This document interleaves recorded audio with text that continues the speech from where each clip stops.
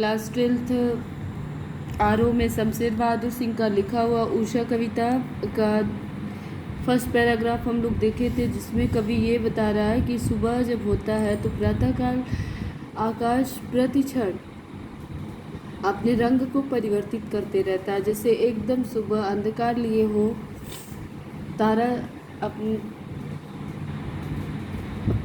स्थान पे एकदम तेज चमकने लगते हैं और उसके बाद आकाश एकदम निर्मल स्वच्छ नीला हो जाता है। उसके बाद फिर आकाश का रंग परिवर्तित होकर स्लेटी कलर का हो जाता है, जिसको उसने बताया है राख से लिपा हुआ चौका।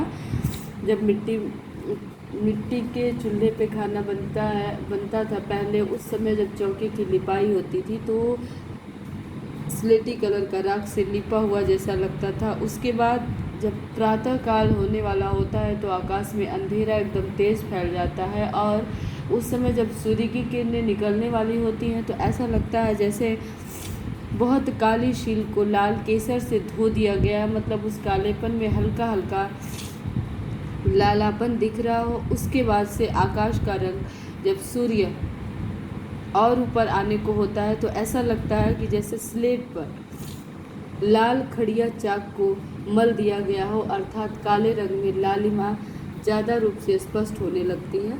उसके बाद दिया है नील जल में या किसी की गौर झिलमिल देह जैसे हिल रही हो। नील जल में जब आकाश एकदम नीला, अथवा करके दूसरा एग्जाम्पल दे रहा है कि अथवा ऐसा लग रहा है जैसे नीले जल में किसी युवती की गोरी काया, देह मतलब काया झिलमिला रही हो, उसकी काया की छवि झिलमिल हो रही है, मतलब नीले रंग में प्रकाश आ रहा हो और वह काया आकाश में हिल रही है, मतलब चंचलता पैदा कर रही है।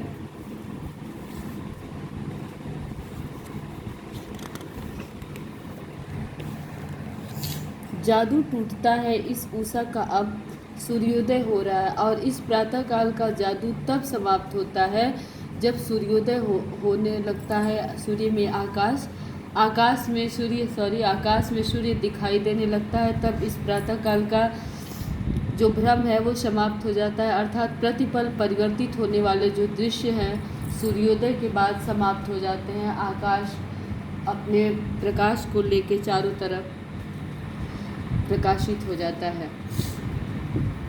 इसके साथ ही इसमें भाव पक्ष में आपको पूरे दोनों पैराग्राफ में यही लिखना है कि सुबह का गतिशील चित्रण किया गया है। प्रतिपल परिवर्तित होने वाले आकाश को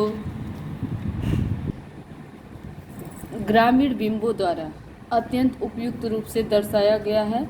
भाषा इनकी सरल सहज तत्सम शब्दावली का प्रयोग किया गया है। प्राकृतिक बिंबों का सहारा लिया गया है। इसमें 2 ही प्रश्न उत्तर दिया है। एक दिया है कि कविता के किन उपमानों को देखकर यह कहा जा सकता है कि उषा कविता गांव की सुबह का गतिशील शब्द चित्र पहले पैराग्राफ में जो आप पढ़े हैं, शंख जैसा नीला है, केसर से धुली हुई सील है, स्लेट पर मली हुई लाल खड़िया चाक है, ये सारे उपमान, एक युवती का नीले जल में नहाना, ये उपमान बता रहे हैं कि ये कविता सुबह का गतिशील शब्द चित्र है। दूसरा लाइन दिया है, भोर का नभ राख से लिपा हुआ चौका अभी गीला पड़ा है।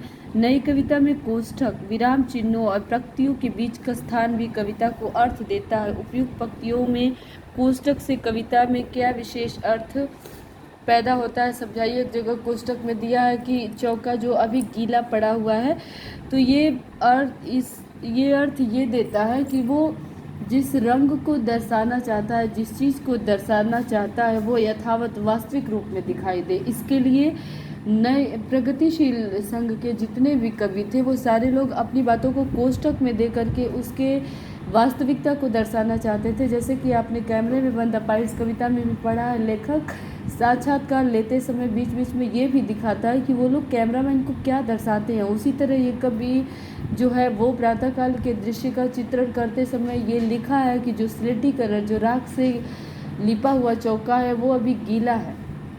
इसके लिए उसने कोष्ठक जैसे शब्दों का प्रयोग किया है। तो क्वेश्चन आंसर आप लिख लीजिएगा। धन्यवाद।